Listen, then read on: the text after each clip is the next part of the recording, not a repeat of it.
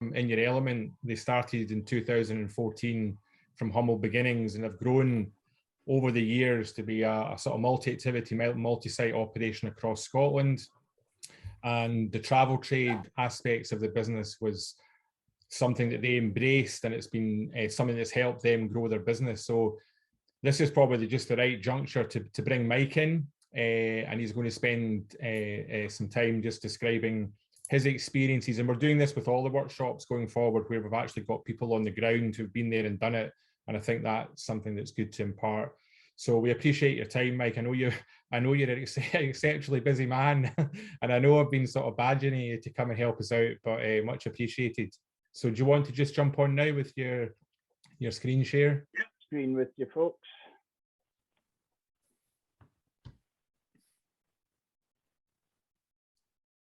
Hopefully. There you go. Are you seeing my home slide? Yes. All good. Fantastic. Okay, so my name is Mike Dunthorne, and I run a business called In Your Element. Fergus was close. He was only 10 years out in how long we've been going. It was actually 2004 rather than 2014. That's okay. Those of you who have been running your business for a while, those of you who have still got colour in your hair, or indeed hair at all, this could be what you look like after 18 years of running your own adventure tourism business. So good luck with that. So yeah, we've been going a wee while. I've been asked to have a chat with you today about just our experience of working with the travel trade. And you can see here that we've been tinkering for years, and it's taken me kind of 15 years to make it a key part of my business. And there's various reasons for that. One is that the travel trade itself and tourism has changed a lot in that time. As you can see from some of my terminology there, we didn't take it very seriously to start with, and therefore we didn't get very far with it in the early days at all. One thing about working with the travel trade is they love their TLAs, their three-letter abbreviations. So please interrupt me. There are quite a few in my presentation, but I'm going to explain them as I go. It took me quite a wee while. The other thing is, Yvonne's presentation was fantastic. She is an expert on the travel trade. I am not. I kind of know how we interact with certain parts of the travel trade. So if any of my definitions or anything conflict with anything Yvonne said, she's right, I am wrong. I'll just get that clear right from the start. So my business, we started off very much as an activity provider, offering day, half day activity sessions mainly to visitors to the area. And it really does show me how much our industry has changed since I set up In Your Element, or Boots and Paddles as it was then in 2004. One of the first things I did, having worked at residential outdoor centres, one of the first things I did was join the local tourist board. Other people in the industry that I'd worked with previously said, "What are you doing? We're not in the tourism industry." So way back then, 2003, 2004, the activity adventure industry were not necessarily seen. They're very much educational provision and working with youth groups. So there's been a massive change in that time. So our range of activities, the original name was Boots and Paddles because I was right into hill walking and canoeing. That's all I wanted to do, was take people walking and canoeing. Because I had a multi-activity background, it kind of mushroomed very early on though. So we now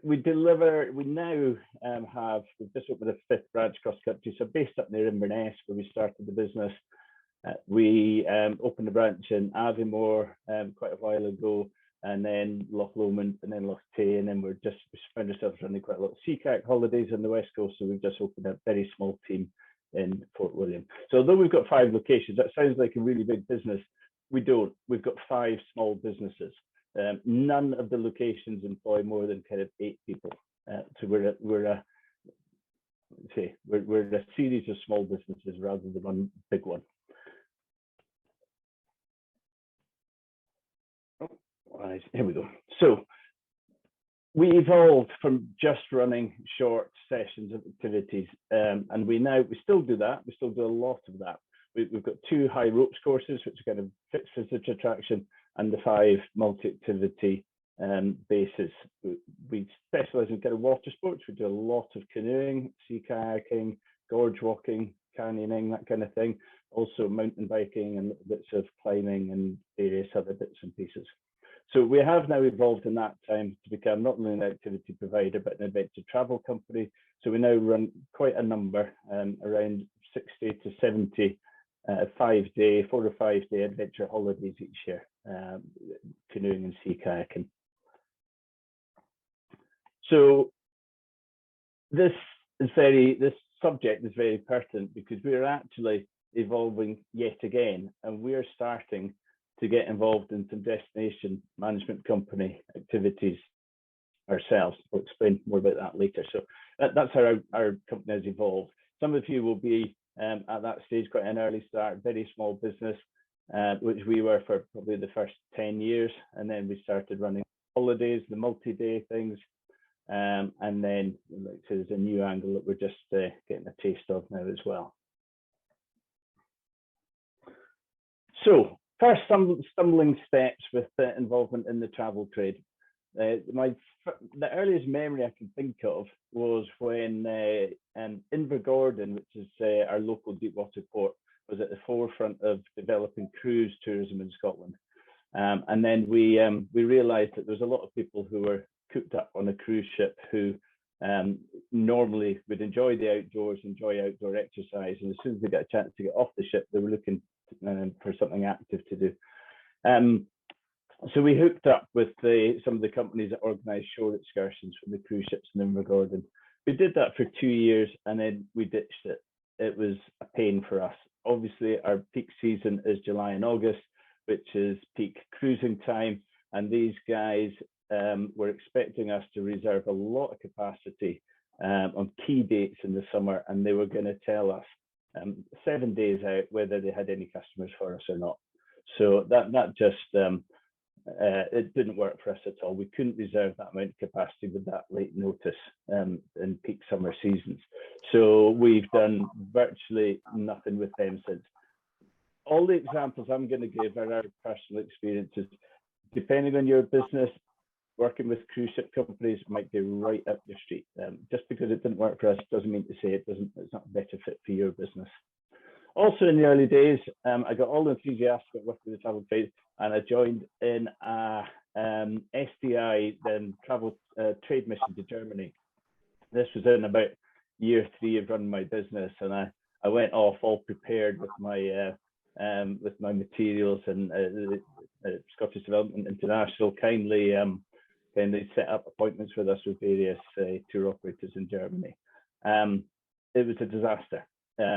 Not for everybody on the trip. It was a disaster for me because I was completely unprepared. I had very unprofessional packages of materials and information to give out, and I didn't really know what I was talking about. So trade missions can be really effective, and using Visit Scotland, SDI, whoever it is, their networks abroad is a very powerful tool for getting in touch with the people you need to get in touch with. But I did it too soon, and it was a steep learning curve for me. It cost quite a lot of money to go and quite a lot of time, and I got zero business from it. The Drambuie pursuit was what really piqued my interest in working with not necessarily traditional travel trade, but with big event organisers, which are a section, but not a widely talked about section of the travel trade.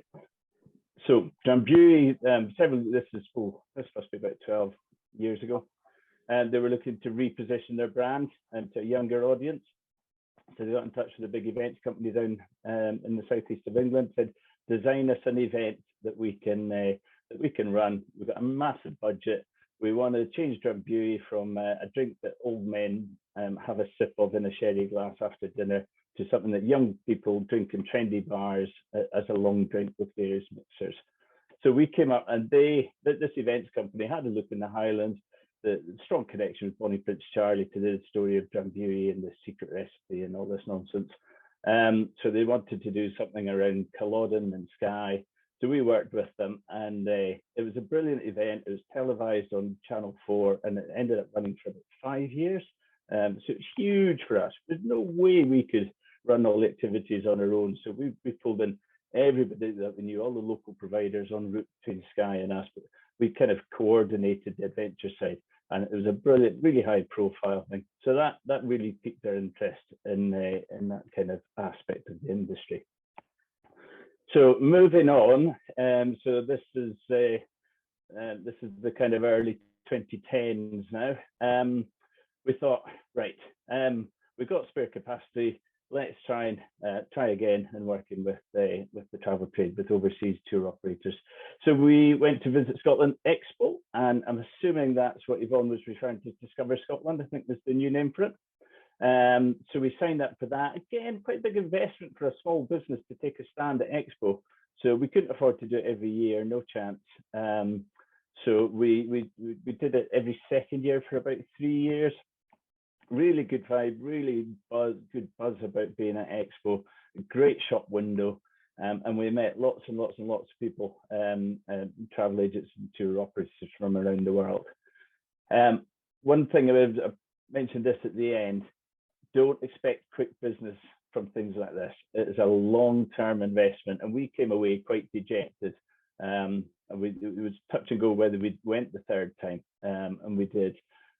Because after the first couple of expos, we thought, oh, we've got very little business from it. But it's really, really interesting that we still get inquiries now from random Indian tour operators who phone up and asked to speak to Mike or asked to speak to Callum and said, remember me, I met you at Visit Scotland Expo in Aberdeen in 2014.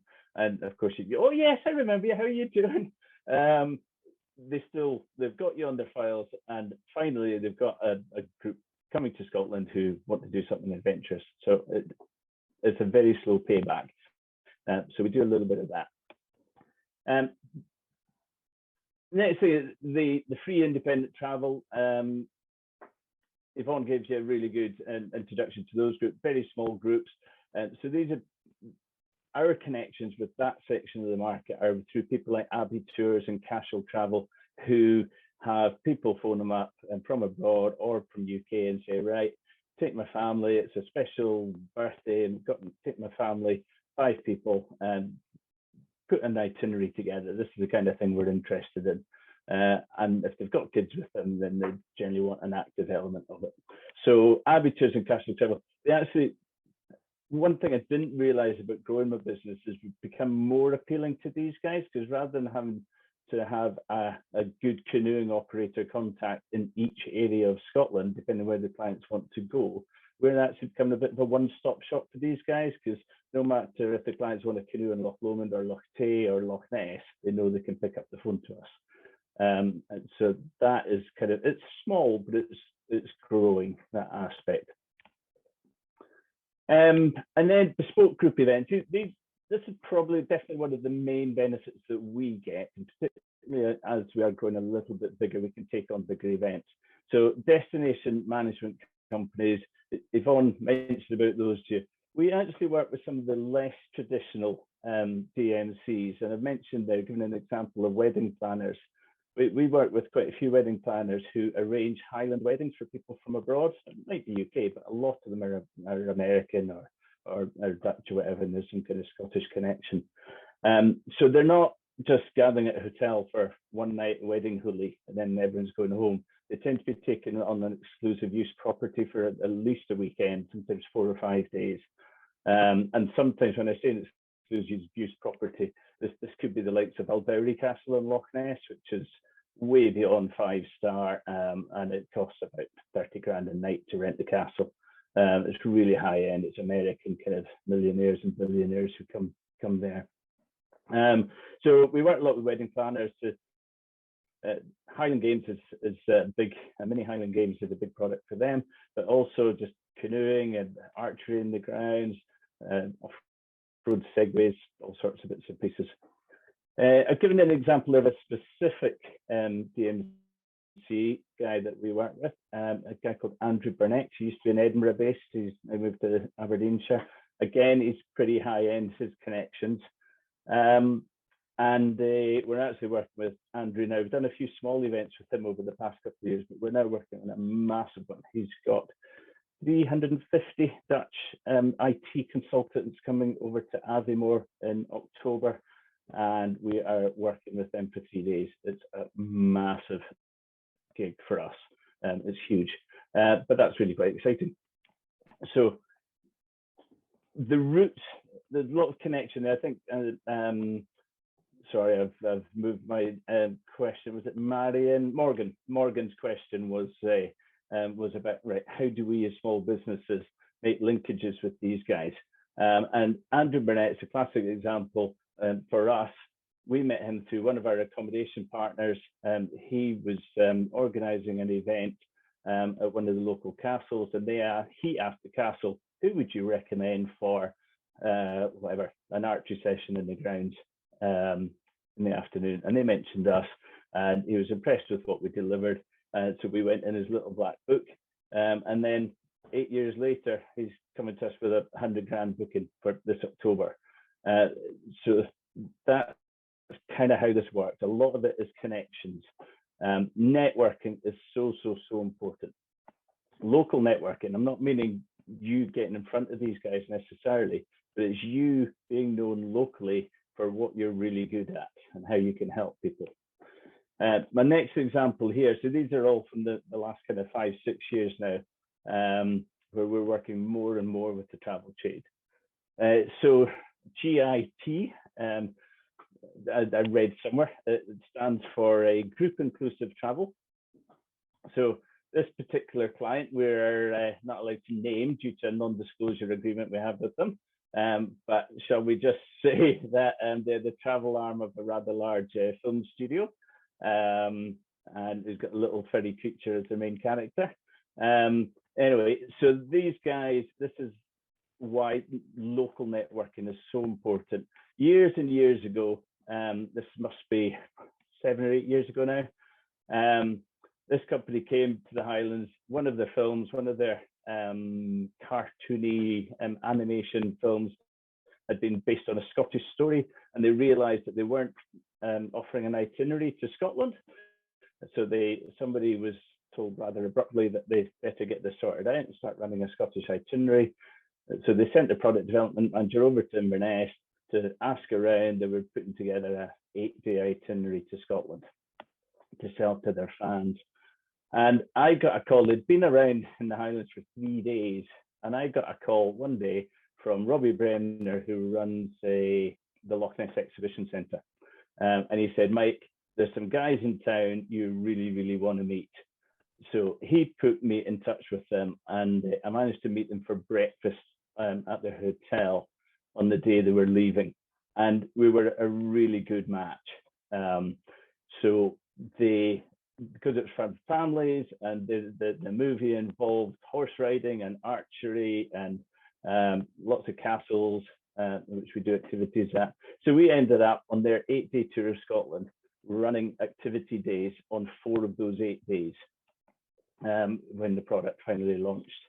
And we're still working with them now. They're back again this year, and they're up to 12 departures of 35 people a year.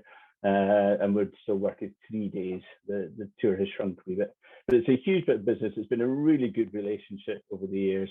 And the only reason that we got on their radar at all was Robbie Bremner mentioned my name to them when they went to him to arrange a tour of his Loch Ness Exhibition Centre. So number one reason the most successful partnerships that we've developed with the travel trade have come by networking and being known locally by locally influential people, by big accommodation providers as the go-to people for adventurous activities. 2 minutes, mate. Right, okay, getting there. So online tour agents, we have dabbled with the OTAs that Yvonne was talking about on kind of day experiences with Viator and people like that. We've actually found them really quite hard to work with. Viator in particular, They have a nasty habit of creating availability when none exists. You post your availability for products, and then they get a client looking for your canoe and Loch Ness trip on the day that we don't have it, and they just take the booking anyway, and then announce to you that you need to put some availability on. So we didn't find them great to work with, and we actually, one of the advantages of these guys, and this is how we're going to use those people in the future, is when in slacker years, when it's hard to fill our spaces on our scheduled activities, we'll go back and use them to fill up space. Last year, we knew last year was going to be nuts, and we could fill everything that we could possibly put on. So we totally took all our products off, all these Airbnb experiences, Viator, everything. Why pay that commission in years when it's really busy and you know you can fill them yourself? So they have their place. Where we do have really successfully the last 3 years, we have worked with some of the specialist guys, and Yvonne mentioned Much Better Adventures. We've become a really big partner of Much Better Adventures. We also work with Secret Adventures and Skyhook, and this is selling adventure holidays, 4- and 5-day itineraries. They are brilliant. We sit back and we just watch the bookings roll, and they've got massive marketing budgets. And so we've always run Great Glen Canoe Trail holidays ourselves, and typically we manage to fill 4 or 5 a year. We're now running a total different venues. So we're not just on the Great Glen, but we're now running about 65 canoe and kayak expeditions a year, thanks to these guys selling our trips. I'm not going to dwell on the last bit. I touched on it about we are now getting to the point where we are actually becoming a bit of a DMC ourselves. So these guys, Corporate Travel and Events, a Danish company, they inquired with us about 4 or 5 years about an event that they were pitching for. They didn't get the gig, but they were really impressed by the response they got from us when they contacted us. So years later, they came back and said, we've got a bigger event that we're wondering if you can help us with. And that turned into our biggest booking ever. This was 160 Danish management consultants coming over to Scotland for 4 days.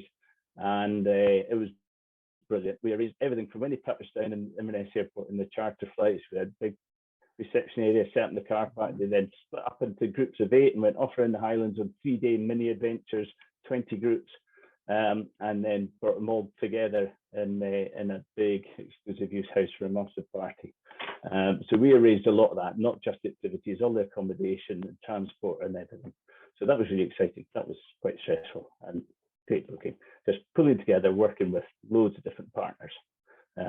So that's a brief flavour of the kind of work we do with Travel Trade. It's changed over the years, and there's lots of little dribbles of little business, but then we get these occasional really big things.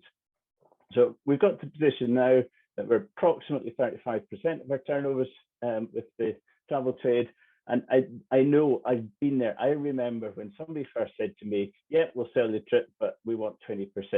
And I was kind of aghast, absolutely aghast that somebody wanted 20% of our hard-earned money to sell a trip for us.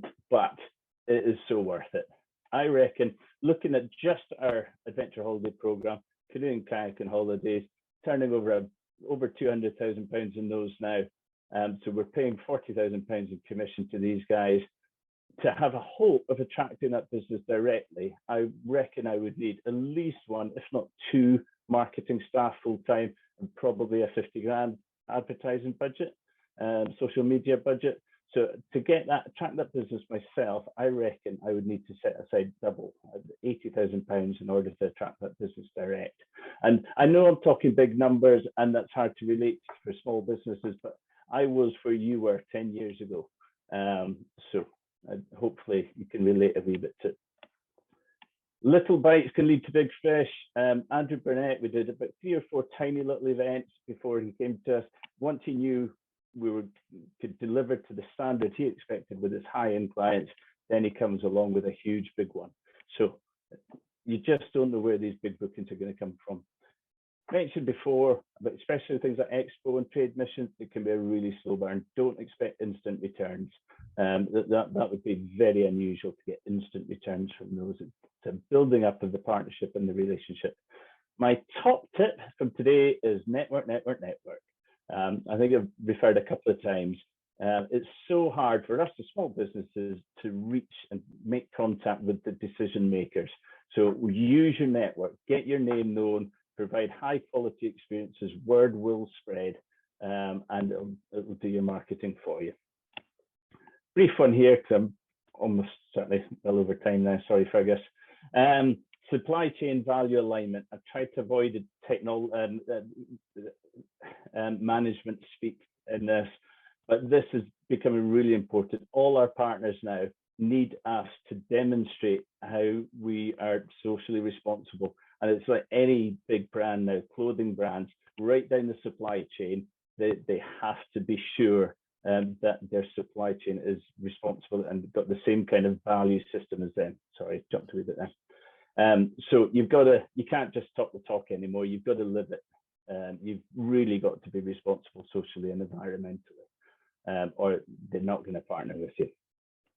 Finally, we in Scotland have always had a problem, I think, in having the confidence in what we deliver. We have got an amazing outdoor adventure and wider kind of experience industry. People are astounded when they come to Scotland about what we have in such a small country. We've got excellent operators.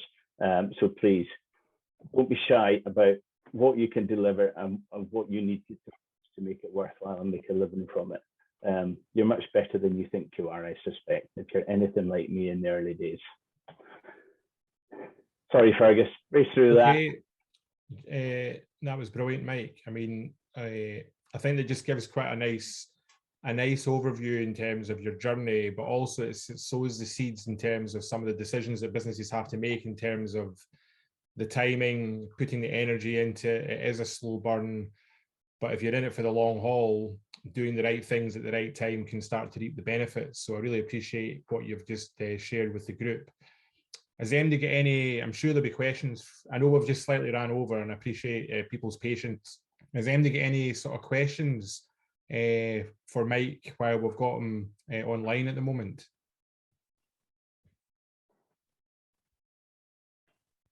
There must be at least one. Yeah, I've got a question, Fergus. Okay, John. When you're talking about networking, you're talking about networking with the people around you, the hotels, the visitor attractions, because sometimes going to the online travel kind of things is a bit out there, but there's lots of people we need to be speaking to in our local area to see if they will sell our stuff or make contact with people or point us in the right direction. Have I interpreted what you said correctly? Yes, and my contact with Robbie Brenner was an interesting one because he runs an exhibition centre who will never be a direct client of mine. So that was an interesting one. I got to know Robbie because I had actually gone on the board of Destination Loch Ness as it was at the time. So that's where I really got to know Robbie, was working together with him and others to promote the area. So don't just think about it as people who have a direct relationship and will sell your business. It's wider than that. It's influential people in the industry, in the area, even if there's not a direct correlation between your business and theirs. Thanks, Mike. Is there any other sort of specific questions? Obviously, we've got Yvonne on the programme helping to deliver on the sort of specialist aspects of the travel trade. So as we're sort of working through, Jason, question?